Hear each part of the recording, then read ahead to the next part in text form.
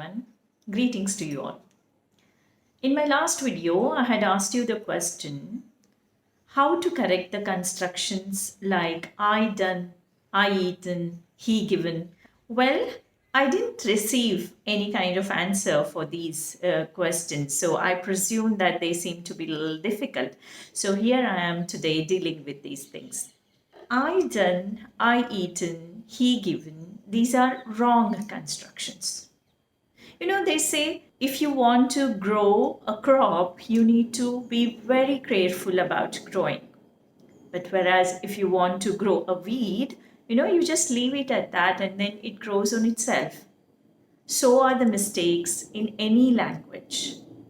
So my channel, Learning with Dr. Punima George, precisely does this job of snipping off the mistakes and trying to give you the correct kind of pronunciations, sentence structures, etc.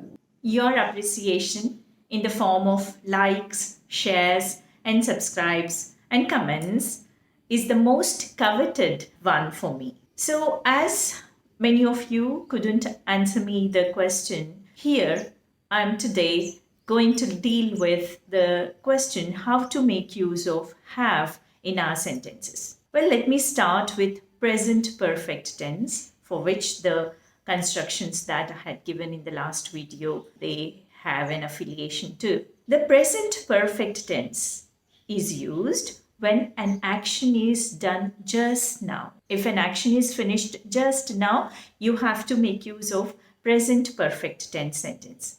For example, the construction that I had given, I done, is not actually I done. It should have been I have done the work or I have done. It's not I eaten, it is I have eaten. Right? So when you want to convey some action which is completed just now, for such cases, in such situations, you have to make use of present perfect tense and you have to make use of have along with the subjects I, we, you, and they. I repeat it, with the subjects I, we, you, and they, you have to make use of have helping verb, and the main verb has to be kept in its past participle form. Well, basically a verb, can be spoken in 5 different forms, but today I'm going to focus on most important 3 forms. That is present tense, past tense, and past participle. Any verb for that matter can be changed into these 3 forms. That is present tense form, past tense form, and past participle form. For example, verb complete, right? Complete is the present tense form or V1 form. It becomes completed in past tense and the same completed gets carried on to past participle also or V3 form also. Such verbs are known as regular verbs. That is, if a verb either takes D or ED to become past tense and past participle, such verbs are known as regular verbs. There are certain set of other verbs which take altogether different form in past tense and past participle. For example, the verb begin. Begin becomes began in past tense and becomes begun in past participle form. So begin, began, begin. For example, sing. Sing, sang, sung. Right? Take, take, took, taken. So this is how the forms change. They are called as irregular verbs. How to know the irregular verbs? Is that the question that is there up in your mind? Well, you have to keep reading. You have to keep reading and try to see how the verbs are being used in an article or in any kind of writing, and then listen to good speakers speaking and try to say such sentences, form your own sentences, very small sentences you can form and then say them so that your language gets polished. Right? So now coming back to the present perfect tense, making use of have and past participle form of the verb.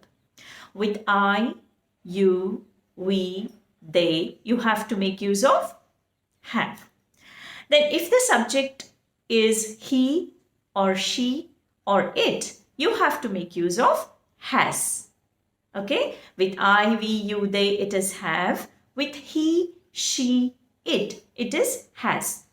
For example, Dia has sung a song. Right. What have I done in this sentence? Dia is the subject. Because it is third person singular, that is she, therefore I am going to make use of has. Dia has sung. Sing, sang, sung. Sung is the past participle form. So, Dia has sung a song. We have completed our work. You have taken a lot of time. Right? This is how you have to make use of sentences. Let me sum it up once again. With I, we, you, they, you have to make use of have as the helping verb, and main verb has to be kept in past participle form. With he, she, it, or third person singular, you have to make use of has as the helping verb, and again, main verb has to be kept in its past participle form. To know the past participle form, you just have to keep on reading and listening and trying to make use of those words in your sentences. Don't bother about the mistakes. Mistakes do keep happening. But then if you start using the words in your sentences and if you start making small sentences, you will know that over a period of time, your language has improved because you get to know where you're going wrong and then you start making corrections. So keep practicing these aspects. Well, the present perfect tense form has to be used when an action is just completed. Right? If an action has been completed just now, for such cases, you have to make use of present perfect tense sentence. Well, is that only the job of have or has in a sentence? No. There is one more important job these two helping verbs do in a sentence. That is, when a person or a group of people or something is in possession of something, in such cases, in simple present tense, we make use of have and has in our sentence. What is that? That is, if we want to talk about the possessive case, right? In such cases, we have to make use of have and has. Example, Dhanu and Samar have a huge group of friends. We have a great heritage. Veni has long hair. Right? In these three sentences, what have I done? The subject has something. Right? The subject is in possession of something. Therefore, in such cases, in such situations where you want to talk about the subject being the master of something or is in possession of something, in such situations, you have to make use of have or has. There is no need of using any other main verb in such situations. Again, I request you to make use of these things in your sentences so that your language gets polished. With this, I come to the end of today's episode. Well, before going, I would like to give you a question. The question is, can we use two hads in a sentence? H-A-D, had. Can we use two had, like had in a sentence?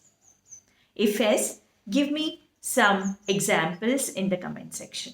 As I come to the end of today's episode, I take leave of you, requesting you to spread knowledge and happiness. This is Dr. Purnima George taking leave of you. Thank you.